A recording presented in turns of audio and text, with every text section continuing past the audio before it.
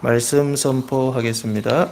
오늘 말씀의 제목은 세례 요한의 전파란 제목으로 말씀을 전하도록 하겠습니다.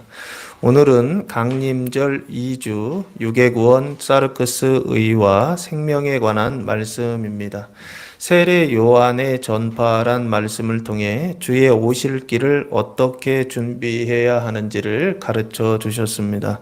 1절 말씀부터 보시면 디베rio 황제가 통치한 지 15째 해, 곧 본디오 빌라도가 유대의 총독으로, 헤롯이 갈릴리의 분봉왕으로, 그 동생 빌립이 이두레와 드라고니 지방의 분봉왕으로, 유르사니아가 아빌레네의 분봉왕으로라고 말씀하고 있습니다.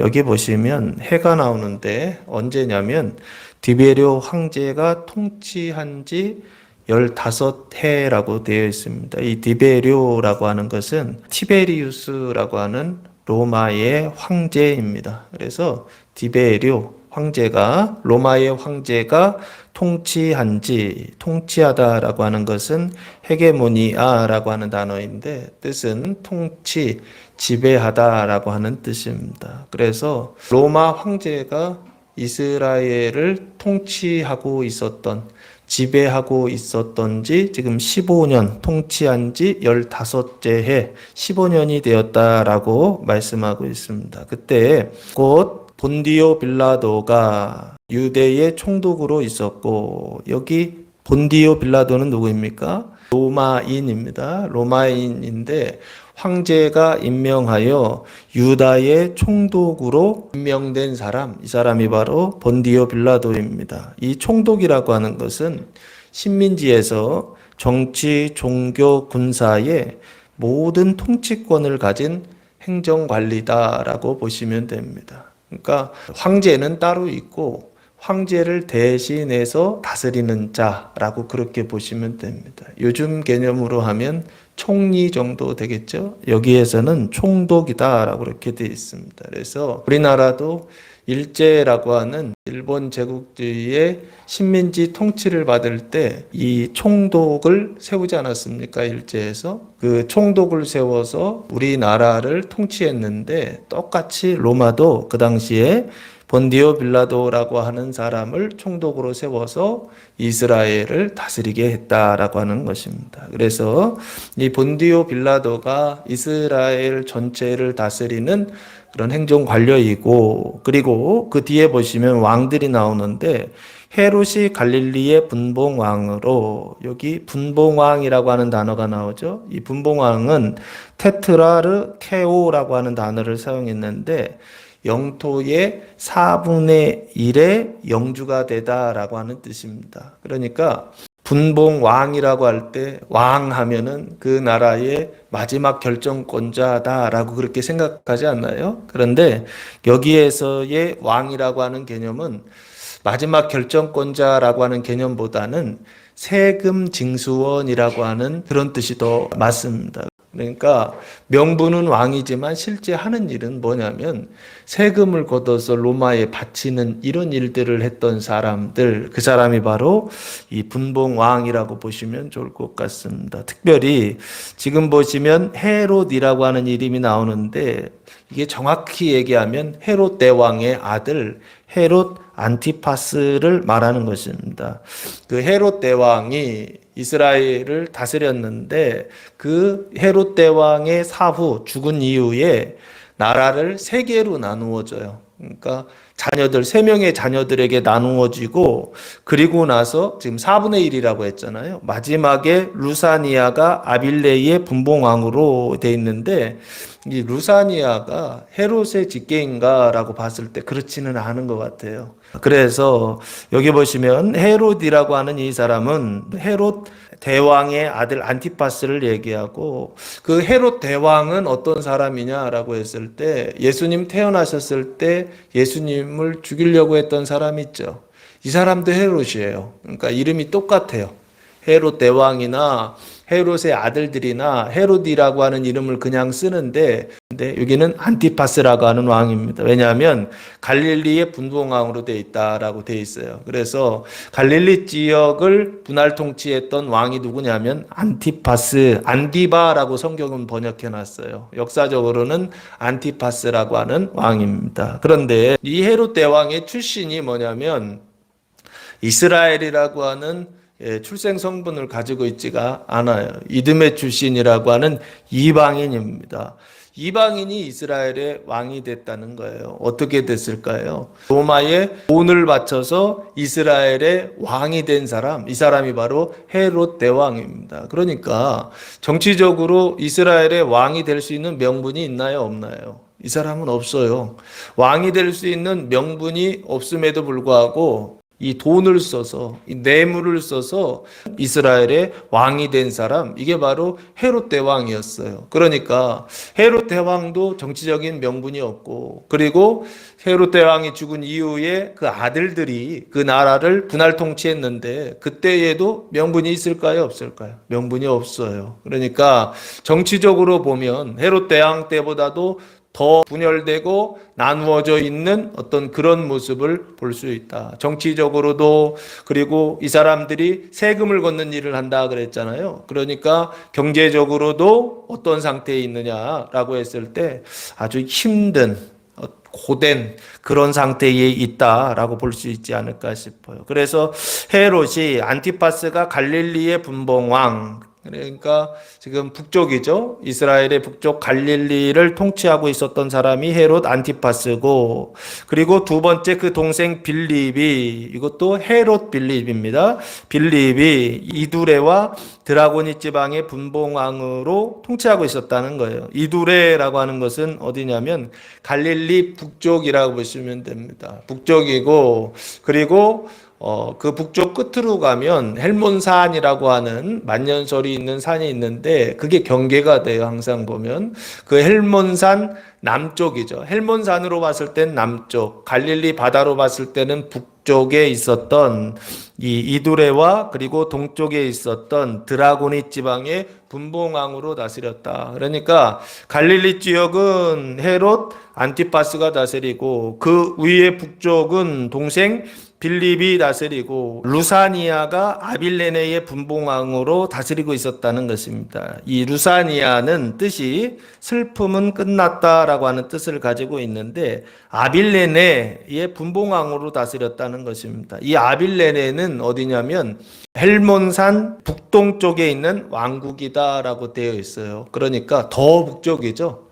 그 지역이 지금으로 보면 그 당시에도 마찬가지지만 시리아라고 하는 지역입니다. 그 아빌레네라고 하는 왕국인데 그곳에 루사니아가 분봉왕으로 다스리고 있었다라고 하는 것입니다. 그래서 한 나라를 어떻게 통치하고 있느냐면 넷으로 나누어서 유다 지역은 빌라도가 통치하고 있었고 헤롯 안티바스가 갈릴리 지역을 통치하고 있었고 그리고 빌립이 이두레와 드라고니 지방을 통치하고 있었고 더 북쪽 끝으로 올라가면 루사니아가 아빌레네의 분봉왕으로 통치하고 있었다라고 하는 것입니다. 그러니까 그림으로 그리면 온 세상은 로마 제국이 그 당시에 봤을 때 온 세상은 로마 제국이 통치하고 있었다라고 하는 그런 세계관을 가지고 있었던 것 같아요. 그러니까 진짜 왕은 이 로마 제국의 디베리오 황제가 왕이고 통치자이고 이스라엘 전반을 통치하고 있었던 사람이 본디오 빌라도이고 나라가 또 셋으로 나누어져서 북쪽은 헤롯 안티파스가 더 북쪽은 빌립이 그리고 그 북쪽의 끝에는 루사니아가 나라를 나누어서 다스리고 있었다라고 하는 것을 볼 수가 있습니다. 그래서 2절 말씀해 보시면 안나스와 가야바가 대제사장으로 있을 때에 하나님의 말씀이 빈들에서 사가랴의 아들 요한에게 임한지라라고 말씀하고 있습니다. 여기 보시면 안나스와 가야바가 나오죠. 이 안나스와 가야바는 대제사장입니다. 그런데 대제사장은 원래 한 명이거든요. 근데 성경에는, 신약 성경에는 두 명이 나와요. 그 이름이 바로 요 안나스 대제사장과 가야바라고 하는 대제사장입니다. 이 안나스가 전직 대제사장이라고 한다면 요 가야바가 현직 대제사장이다라고 보시면 됩니다. 이 안나스와 가야바의 관계는 무슨 관계냐면 이 안나스가 가야바의 장인이다라고 그렇게 보시면 됩니다. 그러니까 안나스가 장인이고 가야바가 사위라고 그렇게 보시면 될 것 같아요. 요 대제사장은 원래 율법을 따라서 보면 누가 임명을 하느냐면 레이지파 아론의 직계 자손들이 대제사장으로 임명되게 되어 있어요. 그런데 그 당시에는 이 대제사장직이 어떻게 임명됐느냐면 로마 총독이 임명하고 로마 총독이 해임할 수 있는 직이었어요. 그러니까 대제사장직도 종교적으로 보면 실제적으로는 하나님의 말씀을 따라서 율법을 따라서 사람을 세워야 되는데 그 레이지파 아론의 자손들만 세워질 수 있는데 말씀대로 세워지지 않고 누구를 따라서 그 로마의 그 총독의 임명을 따라서 대제사장이 되고 안 되기도 하더라는 거예요. 그래서 대제사장직이 어떻게 되고 있었느냐면 이 왕위도 돈으로 샀다고 하지 않았습니까? 근데 이 대제사장직도 매관 매직할 수 있는 그런 상태에 있었다는 거예요. 돈으로 대제사장직을 사고 돈으로 그 대제사장직이 해임되기도 하는 어떤 그런 일들이 발생하는 거죠. 누가 더 많이 돈을 주느냐에 따라서 대제사장직을 할 수도 있고 해임될 수도 있는 그런 상황이었다는 거예요. 그런데 원래 대제사장직은 해임이라고 하는 게 없어요. 종신직입니다. 그래서 대제사장이 되면 죽을 때까지 대제사장의 그 역할을 감당하게 돼 있어요. 그 직위를 감당하는데, 그런데 누가요? 로마의 총독이 자기 마음대로 임명하고 자기 마음대로 해임할 수 있는 그런 권한을 가지고 있었다는 거예요. 어느 영역에서. 종교적인 영역에서도 총독이 다스리고 있는 그런 상태에 있었다는 것입니다. 그러다가 그래서 안나스가 대제사장직을 하고 있다가 결국에 도중에 어떻게 하는 거예요? 해임된 거예요. 해임됐는데 여전히 그 이름이 성경에 기록되어 있다라고 하는 것은 그의 영향력이 이스라엘이라고 하는 나라 그 종교적인 영역에서 가야바보다도 더 많은 부분에 있어서 그 권력, 종교적인 권력을 가지고 있다라고 하는 것을 보여주는 것이 아닌가 싶습니다. 그래서 여기 안나스는 전직 대제사장이죠. 그러나 실제적으로는 실제 권력을 가지고 있는 종교적인 권력을 가지고 있었던 사람, 이 사람이 바로 안나스고, 그래서 예수님께서 잡혀가실 때에도 누구에게 먼저 잡혀가십니까? 십자가에 달려 돌아가시기 직전에 안나스에게 먼저 잡혀가요. 안나스가 그 일을 한다고요. 예수님을 잡아가는 일들을 한다고요. 그만큼 힘을 가지고 있었다. 종교적인 권력을 가지고 있었다라고 보시면 좋지 않을까 싶어요. 그래서 안나스와 가야바가 대제사장으로 있을 때, 요 대제사장이라고 하는 것은 다른 나라의 대제사장이 아니죠. 유대인의 대제사장으로 있을 때에라고 하는 말입니다. 그러면 안나스와 가야바가 대제사장으로 있었다라고 하는 것은 그것 자체가 뭘 의미하느냐라고 했을 때, 이 사람들이 돈으로 그것을 샀다고 한다면 종교적으로 신앙적으로 어떤 상태에 있다는 거예요? 건강한 상태에 있다? 아니죠. 반대죠. 타락한 상태에 있다라고 하는 것을 지금 말해주고 있는 것입니다. 정치적으로도 문제가 있고, 그리고 경제적으로도 분할 통치하고 있었고, 그리고 종교적으로도 신앙적으로도 하나님의 말씀을 따라 레이지파 아론의 자손 중에 그 대제사장직이 되어야 되는데 어떻게 실제로는 어떻게 운영되고 있었느냐면 그 직이 돈으로 임명되고 돈으로 해임되는 이런 불안한 상태에 있었다라고 하는 것을 지금 그때에라고 그렇게 말씀하고 있는 것입니다. 그러니까 로마 황제가 통치하고 있었을 때, 이때는 정치적으로 불안하고 분봉 왕들이 다스리고 있을 때 이거는 경제적으로 세금을 걷기 때문에 경제적으로 불안하고, 이 대제사장들, 돈으로 그 대제사장직을 사고 있는 이 사람들이 대제사장으로 있을 때 신앙적으로 어떤 상태냐, 완전히 타락한 이런 상태에 있다라고 하는 걸 말해주고 있어요. 그래서 제가 타락이라고 하는 것을 설명할 때 뭐라고 설명을 드렸습니까? 타락은 창세기 3장에 누구 말을 듣는 것이다?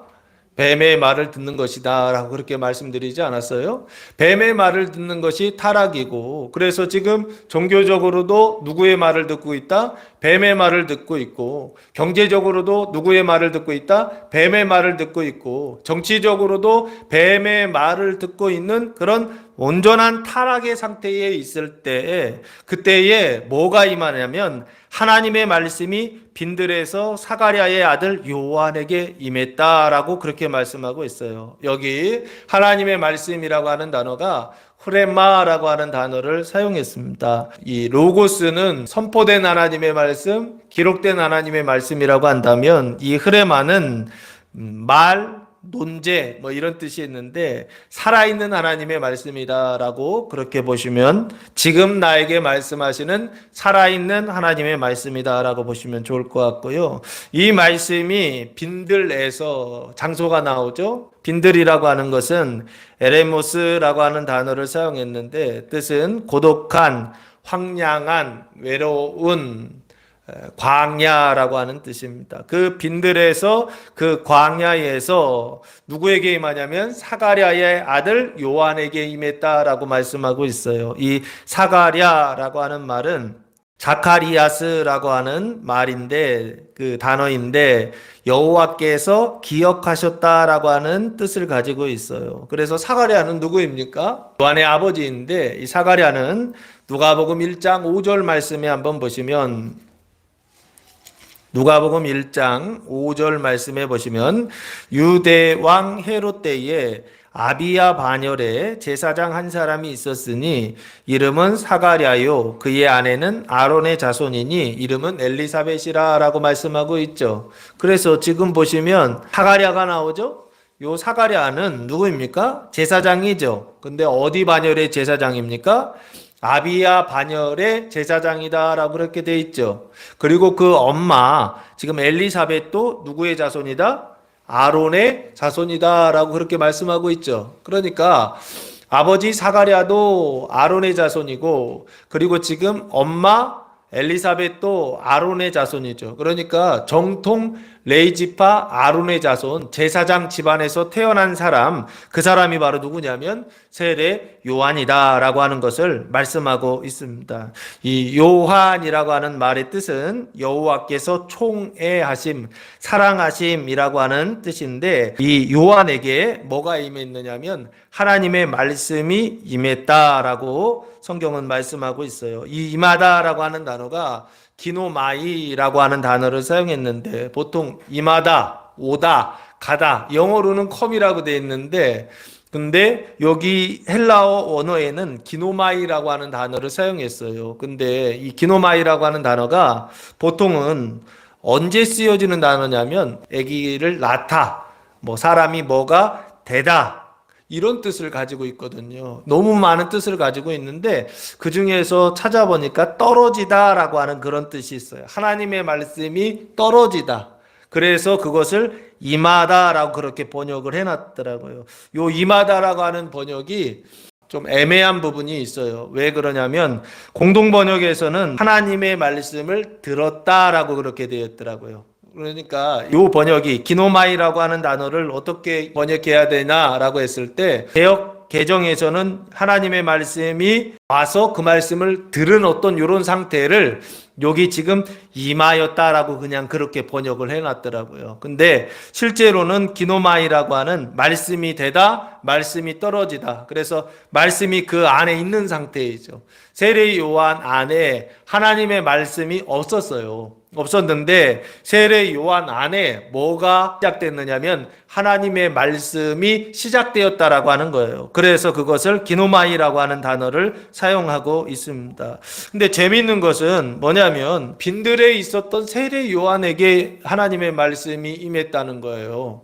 황제에게 임한 것도 아니고 총독에게 임한 것도 아니고 분봉 왕들에게 임한 것도 아니고 성전에 있었던 대제사장들에게 임한 것도 아니고 광야에 있었던 사람들이 살 수 없는 그 외로운 그 황량한 그 고독한 사람이 살 수 없는 그 빈들에 있었던 사가랴의 아들 요한에게 하나님의 말씀이 임했다라고 성경은 말씀하고 있더라라고 하는 것입니다. 하나님의 말씀은 지금 누구에게 임하느냐라고 했을 때 정치적으로, 경제적으로, 종교적으로 타락한 그 세상 속에서 하나님의 말씀은 누구에게 임하느냐라고 했을 때 빈들의 세례 요한에게 하나님의 말씀이 임했다라고 성경은 말씀하고 있더라라고 하는 것입니다. 그 하나님의 말씀이 임하는 것, 이 하나님의 말씀이 임하는 것은 무엇을 위한 것이냐라고 했을 때 주의 오심을 준비하는 첫 번째 일이다라고 하는 것입니다. 주님의 오심을 어떻게 준비해야 되느냐? 하나님의 말씀이 임해야 된다는 거예요. 근데 그 하나님의 말씀이 임하기 위하여서 오늘 이 말씀해 보니까 황제도 아니다라는 거예요. 총독도 아니다라는 거예요. 분봉왕들도 아니다라는 거예요. 대제사장들도 아니다라는 거예요. 세상에 그 권력을 가진 사람들, 잘났다고 하는 그 사람들, 정치적으로, 경제적으로, 종교적으로 뭔가 힘을 가지고 있었던 이 사람들, 그 사람들에게 하나님의 말씀이 임한 것이 아니라 오히려 정치적으로, 경제적으로, 종교적으로 아무것도 가지고 있지 못했던 이 요한에게 하나님의 말씀이 임했다라고 하는 것을 성경이 기록하고 있더라는 거예요. 뭘 얘기하고 싶었던 걸까요? 하나님의 말씀은 누구에게 임하느냐라고 했을 때 이런 사람들에게 세상에서 높은 사람들, 세상에서 힘을 가진 사람들, 세상에서 위대한 사람들, 이런 사람들에게 임하는 것이 아니라 오히려 광야에 있었던 세례 요한, 아무것도 없었던 세례 요한에게 하나님이 말씀이 임했다라고 하는 것을 성경이 우리에게 가르쳐주고 있더라는 거예요. 그 얘기는 무슨 얘기입니까? 우리는 끊임없이 세상에서 황제가 되거나 총독이 되거나 분봉왕이 되거나 잘 되는 것을 원하지 않습니까? 세상에서 권력을 갖고 세상에서 힘을 갖고 세상에서 사람들로부터 인정을 받는 그런 사람이 되려고 노력하지 않느냐는 거예요. 그러나 성경에서는 어떤 사람에게 하나님의 말씀이 임하느냐? 광야에 있었던 세례 요한에게 임하였던 것처럼 뱀의 말을 듣는 자들이 아니라 그 뱀의 말을 듣지 않는 자들에게 무엇이 임하느냐? 하나님의 말씀이 임하고 있다라고 하는 것을 성경이 우리에게 말씀하고 증거하고 있는 것이 아닌가라는 생각을 해봅니다. 사랑하는 성도 여러분, 세상 속에서 뱀의 말을 듣는 것을 즐겨하는 것이 아니라 광야에서 아무것도 없는 그 외로운 고독한 황량한 빈들에서 하나님의 말씀을 듣는 것을 가장 기뻐하고 즐거워할 수 있는 성도들 되시기를 예수님의 이름으로 축복합니다. 하나님이 하시는 그 일들 가운데 보면 우리는 세상에서 황제가 되고 총독이 되고 분봉왕이 되고 대제사장이 되는 것처럼 더 높은 자리에 앉기를 원하지만 주님은 우리가 신앙생활을 더 열심히 하면 할수록 우리를 어디로 데려가시느냐? 하나님의 말씀을 듣는 그 자리로 데려가시는 것이 아닌가. 실제 우리의 삶 속에서도 하나님이 우리를 데려가시는 자리를 보면 왕궁이 아니에요. 좋은 집이 아니에요. 예루살렘 성전과 같은 어떤 의리의리한 그런 곳이 아니더라고요. 돈이 판치고 그 뱀의 말들이 판치는 그런 곳이 아니더라고요. 오히려 어디로요? 빈들로 데려가시더라는 거예요. 우리를 빈들로 데려가셔서 무엇을 듣게 하신다? 하나님의 말씀을 듣게 하시더라라고 하는 것입니다. 왜 그 일을 하시느냐? 주의 오심을 준비하라라고 하는 것입니다. 이번 주간 하나님께서 우리를 빈들로 데려가셔서 주의 말씀을 듣게 하실 때 그 빈들로 데려가시는 그 하나님의 그 일을 기뻐하며 감사하며 그 길로 나아가서 하나님의 말씀, 하나님의 그 살아계신 하나님의 말씀을 들을 수 있는 성도들 되시기를 예수님의 이름으로 축복합니다. 이것이 바로 주의 오심을 준비하는 첫 번째 일이다라고 하는 것입니다. 두 번째는 3절 말씀해 보시면 요한이 요단강 부근 각처에 와서 제사함을 받게 하는 회개의 세례를 전파하니라고 말씀하고 있습니다. 이 요한이 지금 빈들에 있었는데 어디로 오느냐면 요단강 부근 각처에 와서라고 되어 있습니다. 요단강으로 온 것이죠. 그런데 그 요단강의 부근 각처라고 되어 있죠. 요단강 인근 지방에 있는 모든 곳으로 와서라는 각처라는 게 파스라고 하는 모든이라고 하는 뜻입니다. 그 각처에 와서 제사함을 받게 하는 회개의 세례를 전파하니라고 말씀하고 있어요. 요한이 전파하고 있죠. 근데 무엇을 전파하고 있습니까? 제사함을 받게 하는 회개의 세례를 전파했다라고 말씀하고 있어요. 그러면 이 제사함을 받게 하는 회개의 세례는 자기 말입니까? 사람의 말인가요? 이게 뱀의 말인가요? 아니죠. 이 말은 누구의 말입니까? 하나님의 말씀이 임하여서, 그래서 그 하나님의 말씀을 듣고 어디로 와서 요단강 그 부분으로 와서 하나님의 말씀을 전파하고 있다라고 하는 것입니다. 이 전파라고 하는 단어가 케리소라고 하는 단어를 사용했는데 공적인 선포자로서 전하다, 공포하다라고 하는 뜻입니다. 그래서 이 세례 요한의 이 전파는 하나님의 말씀, 그 흘의 말을 말하는 전파였다라고 그렇게 말할 수 있습니다. 그래서 이 세례 요한의 그 전파한 내용들을 보면 크게 보면 세 가지를 볼 수가 있습니다. 첫째는 죄사함입니다. 두 번째는 회개, 세 번째는 세례입니다. 이 죄사함이라고 하는 것은 무엇입니까? 이 죄와 사함이라고 하는 단어의 합성어입니다. 이 죄라고 하는 것은 하마로티아라고 하는 단어를 사용했는데 뜻은 관역을 맞추지 못했다라고 하는 뜻입니다. 그 관역을 맞추지 못했다라고 하는 것은 결국에 누구의 말을 듣는 것이냐면 뱀의 말을 듣는 것을 죄다라고 그렇게 보시면 좋을 것 같아요. 특별히 지금은 누가복음의 말씀이기 때문에 어떤 상태에 있느냐라고 했을 때 사람의 영광과 육 중에 이 사르크스 육신이 어떤 상태? 죄의 상태, 뱀의 말을 듣고 있는 상태, 자기의 말을 듣고 있는 상태, 사람의 말을 듣고 있는 상태, 이것을 죄라고 말하고 있는 게 아닌가 싶어요. 이 사르크스가 죄의 상태에 있을 때 내 육신이 말을 한다는 것입니다. 그런데 내 육신이 누구의 말을 하느냐라고 했을 때 내가 말한다고 생각하죠. 그러나 이 사르크스가 죄의 상태에 있을 때 말하는 그 모든 말들은 누구의 말이냐면 뱀의 말이요, 사단의 말이요, 마귀의 말이다라고 그렇게 말을 할 수가 있어요. 내 육신이 내 이 사르크스가 죄의 상태에 있을 때 내가 그 말을 한다고요. 근데 그때 하는 말들은 그게 뱀의 말이요 사단의 말이다라고 하는 것입니다. 그래서 예수님의 제자들 중에 가룟 유다라고 하는 예수님을 판 제자가 있잖아요. 그 제자가 예수님 따라다닐 때는 예수님의 제자들이 모여 있을 때 그 돈을 관리하는 그런 회계의 업무를 관리하던 사람이었어요. 중요한 직책을 가지고 있었죠. 어디든지 이 돈 관리하는 사람들이 중요해요. 그런데 이 사람이 나중에는 어떻게 됩니까? 사단이 그 안에 들어가지 않습니까? 사단이 임했다 그래요. 사단이 그 안에 많이 들어가니까 어떤 상태가 됐습니까? 그의 행동이나 그의 말하는 그것이 다 누구의 말을 하기 시작했느냐면 뱀의 말, 사단의 말을 하기 시작했다는 거예요. 그래서 누구를 팔아요? 예수를 팔아먹는, 자기의 스승을 팔아먹는 그런 일과 그런 말들을 했던 사람, 그게 바로 가룟 유다라고 하는 사람이었습니다. 마찬가지로 그 안에 뭐가 있느냐? 뱀이 있고 그 안에 죄의 상태에 있을 때 그때 나오는 그 모든 말들은 다 누구의 말이다?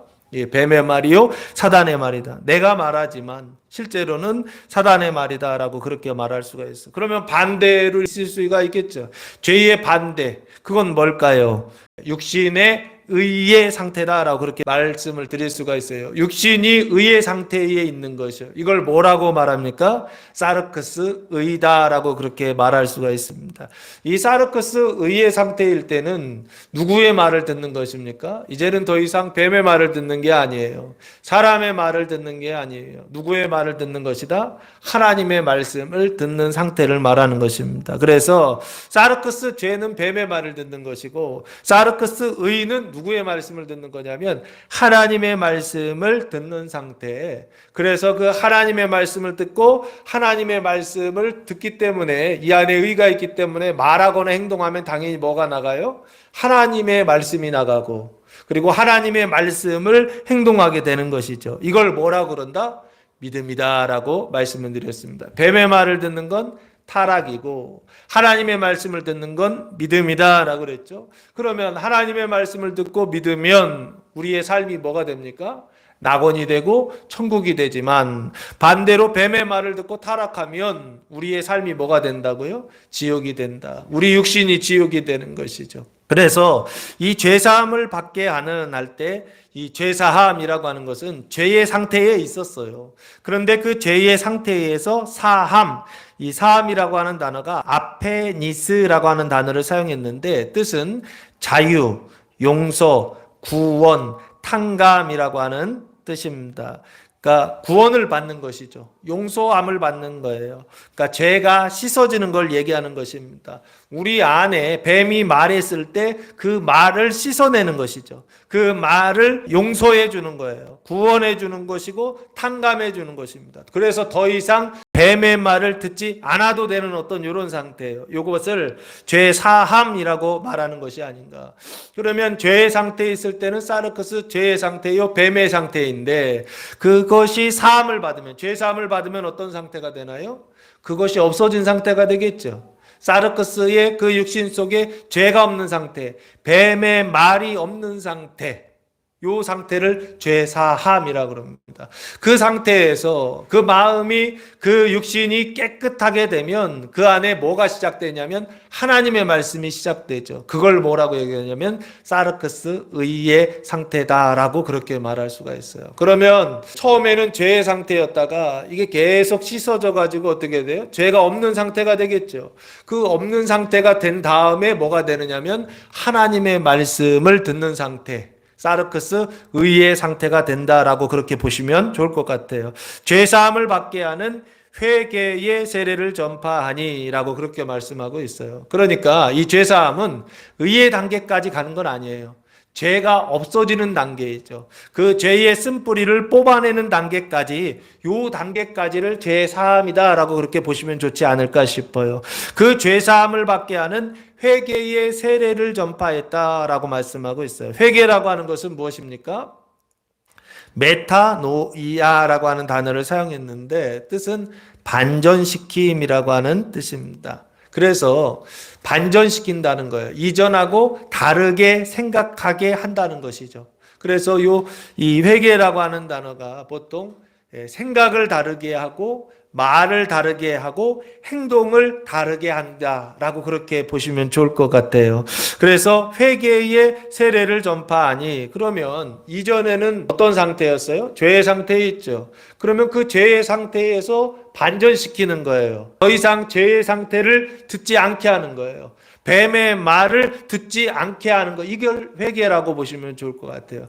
내 육신에 죄가 있고 내 육신에 뱀이 있고 그 뱀이 말을 하고 그 말을 듣는 게 우리 사람의 상태인데, 그런데 어떻게 해요? 회개하게 해서 더 이상 뱀의 말을 듣지 않게 하는 것이죠. 더 이상 죄의 말을 듣지 않게 하는 것이죠. 그래서 그 않게 하는 회개의 세례를 전파했다라고 말씀하고 있어요. 이 세례라고 하는 것은 밥티스마라고 하는 단어를 사용했는데 뜻은 물로 휩쓸다라고 하는 뜻입니다. 그래서 완전히 젖게 하다라고 하는 거. 물 속에 완전히 들어가서 젖게 하는 상태. 그래서 온몸이 그 물에 젖는 상태를 세례라고 하는 그런 단어를 사용했어요. 그러니까 회개의 세례를 전파했다라고 했을 때 요 세례라고 하는 것이 실제로는 내 몸이 물속에 완전히 들어갔다 나오는 걸 표징이다라고 말씀드렸죠. 구원의 표징인데 무엇이 구원받느냐? 지금 사르크스가 육신이 구원을 받고 있다고 한다면 육신의 죄가 어떻게 되는 거냐면 없어지고, 그리고 육신의 의가 시작되는 세례를 말하는 것이 아닌가 싶습니다. 완전히 생각이 달라지는 것이죠. 완전히 그 마음이 달라지는 것이죠. 그것의 세례를 전파하니라고 말씀하고 있어요. 그러면 이 세례 요한이 말하고 있는, 이 세례 요한이 전파하고 있는 이 말은, 이것은 세례 요한의 말일까요? 하나님의 말씀일까요? 이것은 하나님의 말씀이다라고 하는 것입니다. 첫 번째, 하나님의 말씀이 임하고, 그리고 두 번째, 그 하나님의 말씀을 어떻게 하고 있는 거냐면 말하기 시작했다는 것입니다. 그 내용이 제사함을 받게 하는 회개의 세례라고 하는 그 하나님의 말씀의 내용을 전파했다라고 하는 것입니다. 그래서 지금 세례 요한은 하나님의 말씀을 말하고 있는 것이죠. 그리고 지금 앞에 있는 사람들은, 세례 요한과 함께 있는 사람들은 누구의 말을 듣기 시작하는 겁니까? 하나님의 말씀을 듣기 시작하는 것이죠. 세상에 뱀의 말밖에 없고 사람의 말밖에 없는 이 세상 속에 누구의 말이 시작됐느냐면 하나님의 말씀이 시작되고 있다라고 하는 것을 3절에서 말씀하고 있다고요. 이 하나님의 말씀이 전파되고, 이 하나님의 말씀을 말하고, 이 하나님의 말씀이 시작될 때, 그때부터 뭐가 준비되느냐? 주님의 오심을 준비하는 일이 시작될 수 있다라고 하는 것입니다. 그러면 어찌 보면 여기까지는 우리가 뭔가 하는 것보다는 하나님의 말씀이 임하여서 하나님의 말씀을 전하는 이런 단계이잖아요. 그런데 반대로 이렇게 보시면, 우리 입장에서 보시면 세례 요한이 말씀이 임했을 때 세례 요한이 하나님의 말씀을 들은 거예요. 이게 첫 번째 단계예요. 하나님의 말씀을 들었을 때 주의 오심을 준비하고, 두 번째는 하나님의 말씀을 어떻게 하는 거냐면 말하는 것이죠. 눈으로 볼 때에는 세례 요한이 말하는 거지만 실제로는 그 안에 계신 하나님의 흐레마, 그 말씀이 세례 요한을 통하여서 말하고 있는 것이죠. 이것을 통하여 무엇을 준비하느냐? 주의 오심을 준비할 수 있다라고 하는 것을 성경이 말씀하고 있다라고 하는 것입니다. 사랑하는 성도 여러분, 하나님의 말씀이 전파되고 하나님의 말씀을 말하는 그것을 통하여서 주의 오심을 준비할 수 있는 성도들 되시기를 예수님의 이름으로 축복합니다. 마지막으로 4절 말씀해 보시면, 선지자 이사야의 책에 쓴 바 광야에서 외치는 자의 소리가 있어 이르되 너희는 주의 길을 준비하라, 그의 오실 길을 곧게 하라 라고 말씀하고 있습니다. 여기 보시면 요 뒤에 5절과 6절까지 말씀이 다 이사야의 책에 쓰여진 내용인데 선지자 이사야라고 되어 있죠. 이 이사야는 어떤 사람입니까? BC 740년경에 이스라엘에서 예언 활동을 했던 대표적인 선지자 중에 하나가 이사야입니다. 그래서 이사야가 책을 썼죠. 이사야서라고 하는 책을 썼는데 총 몇 장인가요? 66장의 아주 큰 예언서를, 선지자서를 썼던 사람이 바로 이 이사야입니다. 그 이사야의 책에 쓴 바라고 돼 있죠. 기록된 거예요. 그러니까 이사야 선지자라고 하는 말은 프로페테스라고 하는 말인데 뜻은 미리 말하는 자라는 것입니다. 영감을 말하는 자라는 뜻이에요. 그래서 자기 말을 하는 것이 아니라 하나님의 말씀을 받아서, 영감을 받아서 그 말을 하는 사람이 선지자예요. 그러면 여기 선지자 이사야의 책에 쓰여져 있어요. 영감이 하나님의 말씀을 받아서 그 안에다가 기록해 놓은 것이죠. 그래서 여기 쓴바라고 하는 것은 기록된 하나님의 말씀이다라고 그렇게 볼 수가 있죠. 그러면 그 기록된 하나님의 말씀은 뭔가요? 그걸 저는 로고스다라고 그렇게 말씀드려요. 그래서 그 당시에는 누가복음 3장 세례 요한이 전파할 때까지만 해도 기록된 하나님의 말씀은 하나밖에 없죠. 그 당시의 성경, 지금 우리가 볼 때는 구약이라고 하는 책이요. 요것만 하나님의 말씀이었어요. 신약은 나중에 정경화되는 과정을 통해서 신약이라고 하는 책이 만들어지는데 그게 만들어지기 전까지는 구약이라고 하는 책만이 성경이었다는 거예요. 그러니까 기록된 하나님의 말씀 로고스는 이사야도 로고스이고 구약만이 로고스인 것이죠. 지금 4절부터는 무슨 얘기야? 로고스 얘기하는 거예요. 2절에서 하나님의 흐레마를 얘기하고 3절에서 그 흐레마를 전파하고 4절에서 기록된 하나님의 말씀 로고스를 말하고 있더라고요. 그런데 그 책에 무엇이 기록되어 있느냐면 광야에서 외치는 자의 소리가 있어 이르되 라고 되어 있어요. 한번 찾아보실까요? 이사야 40장 3절 말씀에 보시면 외치는 자의 소리여 이르되 너희는 광야에서 여호와의 길을 예비하라. 사막에서 우리 하나님의 대로를 평탄하게 하라. 골짜기마다 도두어지며 산마다 언덕마다 낮아지며 고르지 아니한 곳이 평탄하게 되며 험한 곳이 평지가 될 것이요 여호와의 영광이 나타나고 모든 육체가 그것을 함께 보리라. 이는 여호와의 입이 말씀하셨느니라 라고 말씀하고 있어요. 여기 보시면 요 3절, 4절, 5절 말씀이 오늘 본문의 4절, 5절, 6절 말씀과 같은 내용인데 조금 단어만 좀 달라요. 거의 내용이 같습니다. 이사야에 쓰여진 내용이라는 것이에요. 광야에서 외치는 자의 소리가 있어 이르되, 광야에서 외치는 자는 결국에 누구입니까? 세례 요한을 말하는 것이죠. 그 세례 요한의 소리가 있어. 이 세례 요한이 말하는 소리는 누구의 소리입니까? 자기 소리? 아니죠? 뱀의 소리? 아니죠? 사단의 소리? 아니죠? 하나님의 말씀이죠. 그 말씀이 있어 이르되, 그러면 이 뒤에 나오는 내용들은 다 하나님의 말씀이에요. 그렇죠? 요한을 통해서 그리고 이사야를 통해서 말씀하셨지만 실제로는 하나님의 말씀이라는 것입니다. 그 하나님의 말씀은 어떻게 된다? 반드시 성취된다라고 그렇게 말씀드렸죠. 그래서 그 내용을 보시면 하나님이 무엇을 언약하셨고 무엇을 성취하시는가 보시면 너희는 주의 길을 준비하라라고 말씀하고 있어요. 여기 보시면 준비하라고 돼 있죠. 근데 뭐를 준비하냐면 주의 길을 준비하라라고 말씀하고 있죠. 이 주라고 하는 것이 퀴리오스라고 하는 단어를 사용했는데 권위에 있어 최고, 통치자, 왕을 지칭할 때 퀴리오스라고 하는 단어를 사용해요. 그러니까 이 퀴리오스는 누구를 얘기하느냐? 그래서 보통은 하나님을 지칭할 때 구약에서 주, 여호와, 하나님 뭐 이런 식으로 표현해 놓거든요. 주라고 하는 단어 이 퀴리오스는 누구를 지칭할 때 쓰느냐면 아주 높은 분을 표현할 때 쓰는 건데 마지막 결정권자라는 뜻이에요. 그러다 보니까 이게 하나님을 지칭할 때에도 주라고 하는 단어를 사용합니다. 주의 길을 준비하라는 거예요. 그러면 이걸 조금 바꾸면 주하면 통치자의 길을 준비하라는 거죠.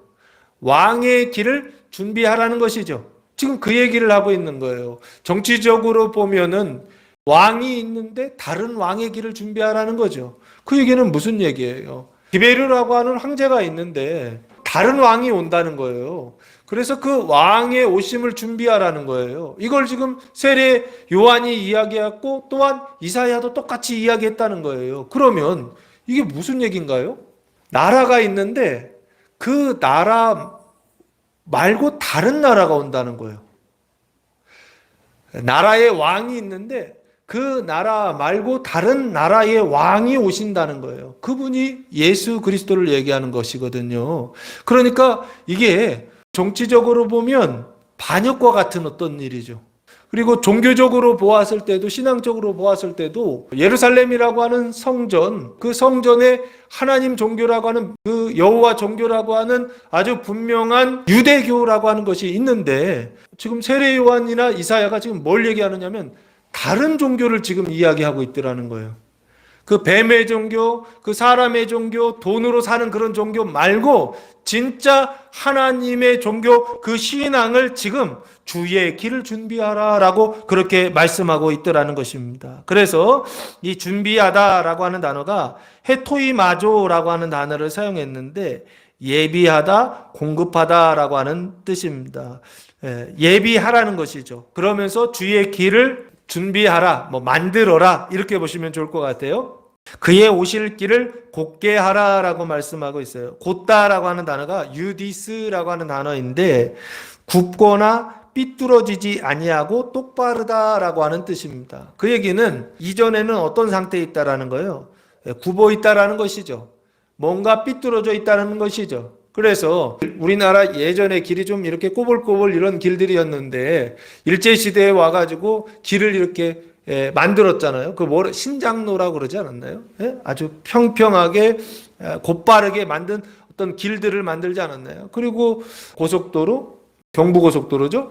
그게 이제 처음 만들어졌는데 그 고속도로도 어떻게 하는 거예요? 꼬불꼬불한 것을 곧게 하는 어떤 그런 길들, 아니 여기도 곧게 하라 그렇게 되어 있어요. 그런데 이 길을 곧게 하라, 주위에 오실 길을 곧게 하라라고 되었을 때 눈으로 볼 때는 우리가 보는 그 길이죠. 삐뚤빼뚤한 그 길을 곧게 하는, 똑바르게 하는 그 길을 얘기하지만 실제로 이 길은 누가 오시는 길이냐면 주님께서 오시는 길이죠. 하나님께서 오시는 길이죠. 그러면 이 하나님께서 오시는 길은 결국에 어디에 있는 길일까요? 하나님이 오시는 길은 어디에 있을까요? 저는 이게 우리의 마음속에 그 육신 속에 있는 길이다라고 봅니다. 육신에 주의 오실 길을 준비하고 예비해야 된다는 것입니다. 그런데 우리의 육신에 누구의 말이 있다는 거예요? 뱀의 말이 있고 그 뱀의 마음이 있고 뱀의 생각이 있어서 그래서 그 마음의 생각이 어떻게 되는 거냐면 삐뚤어져 있죠.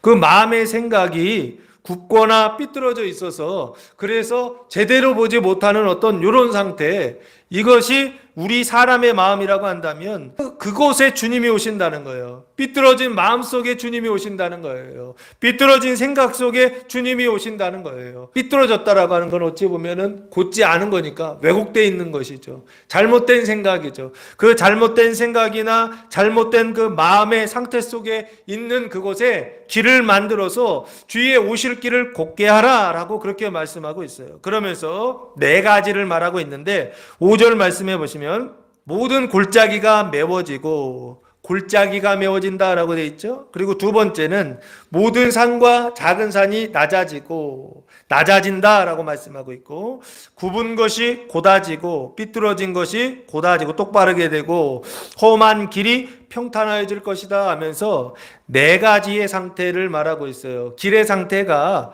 골짜기예요, 골짜기. 그 골짜기는 어떻게 된 건가요? 이렇게 이제 평평하게 되어 있다가 깊이 파여 있는 어떤 그런 상태를 이야기하는 것이죠. 그래서 이 골짜기라고 하는 단어가 화랑크스라고 하는 단어를 사용했는데 뜻은 간격이라는 뜻이에요.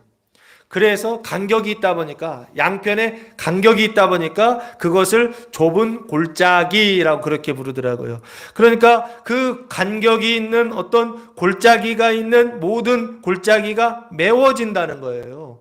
메워지면 어떻게 될까요? 이 플레로우라고 하는 단어를 사용했는데 그 골짜기 비어 있었던 그곳이 가득 차게 되다. 그래서 가득 차게 되니까 평평하게 되다라고 하는 그런 뜻을 가지고 있어요.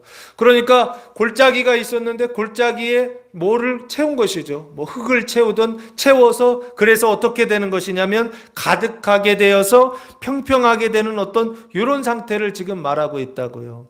그 육신 속에 그 마음 속에 뭐가 가득하냐고요. 뭐가 이렇게 패여져 있느냐고요. 그 뱀의 생각, 그 뱀의 마음, 그 뱀의 감정들이 그 골짜기처럼 상처처럼 그렇게 만들어져 있다고요. 그런데 그곳에 무엇인가 메꾸어지더라는 거예요. 뭐로 메꿔야 될까요?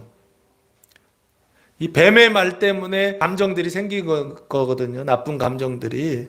그리고 우리 마음속에 그런 상처가 있으면 그런 나쁜 생각들이 감정들이 있어요. 근데 그것을 뭐로 메꾸어서 평평하게 해야 되느냐라고 했을 때 제가 볼 땐 하나님의 말씀이 아니고서는 되지 않는다라고 생각합니다. 그래서 모든 골짜기가 메워지고 그리고 모든 산과 작은 산이 낮아지고 이 모든 산과 작은 산이 낮아진다 했으니까 반대로 처음에는 어떤 상태에 있다라는 거예요. 높아진 상태에 있다라고 하는 거죠.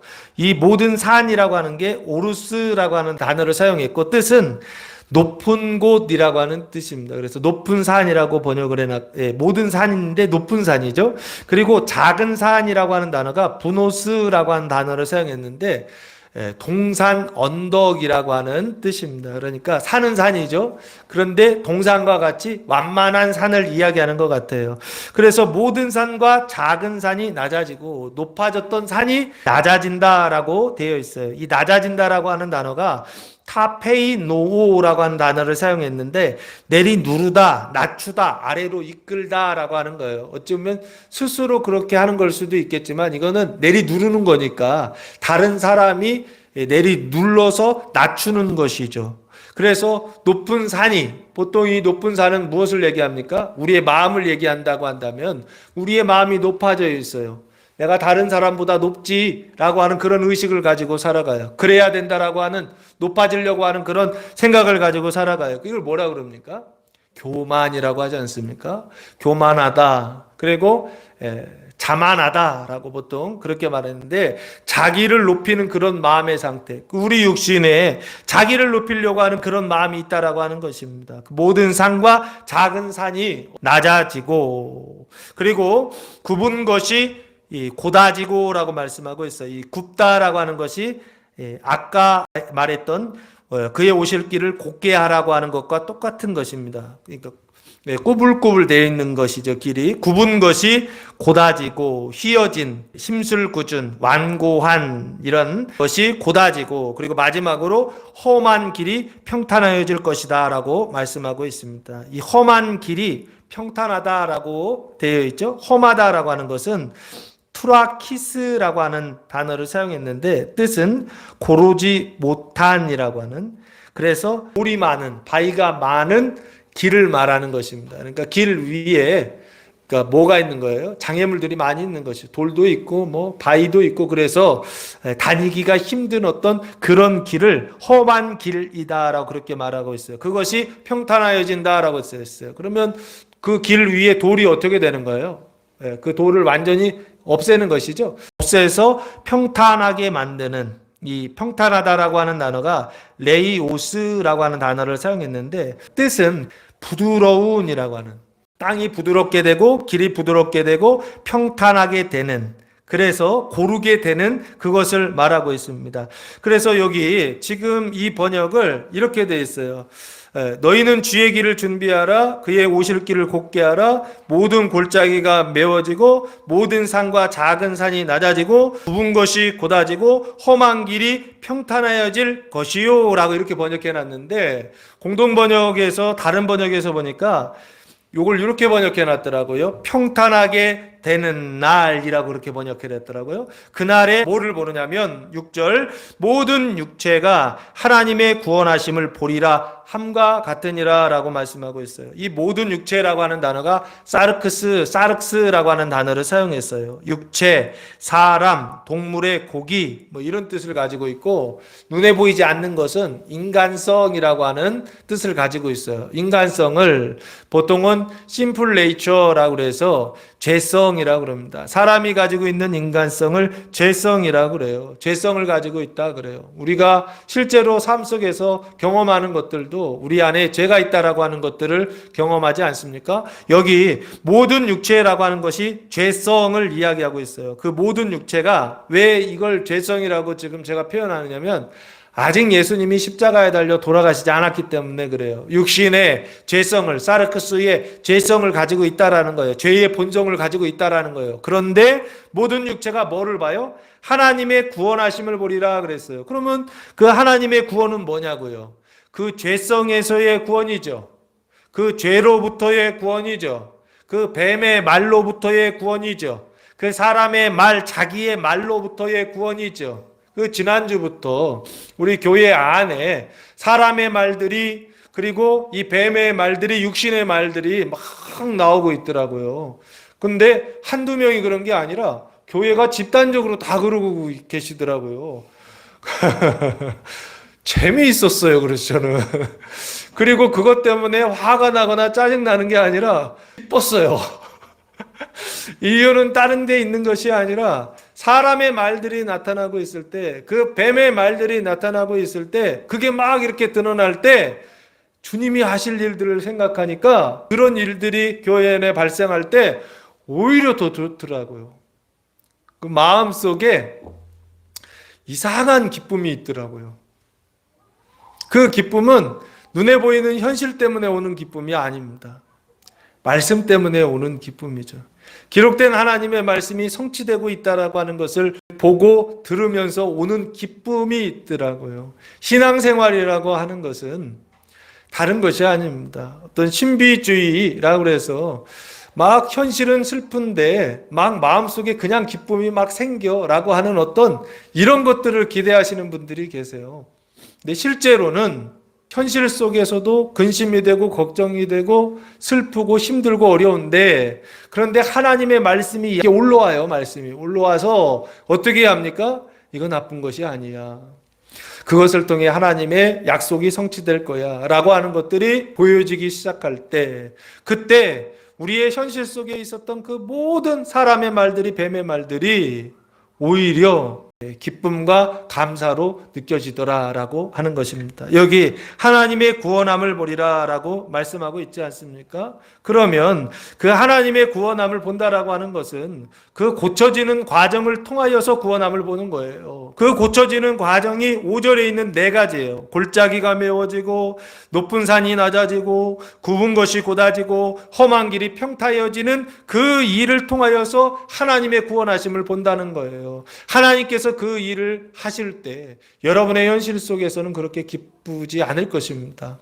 이 일을 통하여서 우리가 느낄 때는 고난이라고 느낄 것입니다. 그러나 이 자기가 무너지는 일들을 통하여, 자기의 생각이 변화되는 이 일들을 통하여 모든 육체가 하나님의 구원하심을 본다라고 하는 사실, 이 언약을 기억하시고, 주님께서 이런 일, 말씀에 기록된 이 일들을 이번 주간에 하실 때에 이 일들을 통하여 오히려 기뻐하고 이 일을 통하여 오히려 감사하며 그날을 준비할 수 있는 성도들 되시기를 예수님의 이름으로 축복합니다. 그래서 보리라 함과 같으니라 라고 말씀하고 있죠. 함과 같다라고 하는 것은 선지자 이사야의 책에 쓰여진 내용과 누구의 내용이 같다? 3절에 세례 요한이 전파한 내용이 똑같다라고 하는 것을 지금 말하고 있다고요. 그래서 지금 무엇을 이야기하고 있습니까? 지금 앞에서 죄사함과 회개와 세례를 얘기했다고 그랬잖아요. 이 3가지가 선지자 이사야의 책에도 똑같이 죄사함과 회개와 세례를 동일하게 언약하고 있더라라고 성경은 말씀하고 있어요. 그래서 흐레마 살아계신 하나님의 말씀을 들을 때에는 항상 어디에 근거해야 되느냐? 기록된 하나님의 말씀과 같이 이루어져야 되는 것입니다. 기록된 하나님의 말씀과 같이 이루어지지 않는다고 한다면 그 흐레마 하나님의 말씀은 하나님의 말씀이다, 아니다?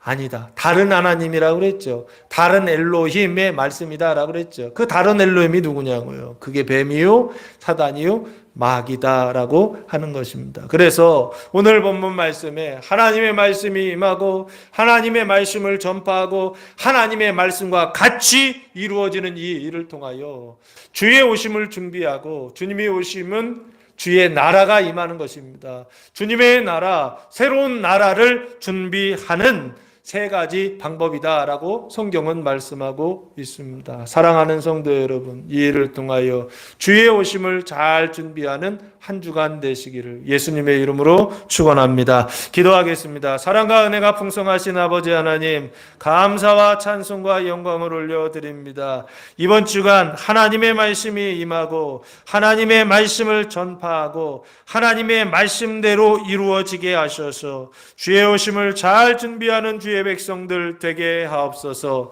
이제는 우리 주 예수 그리스도의 은혜와 하나님 아버지의 무한하신 사랑하심과 성령의 교통하심이 사랑하는 성도들 머리 위에와 가정 위에와 교회 위에 이제로부터 영원토록 함께 하시기를 간절히 축원하옵나이다. 아멘.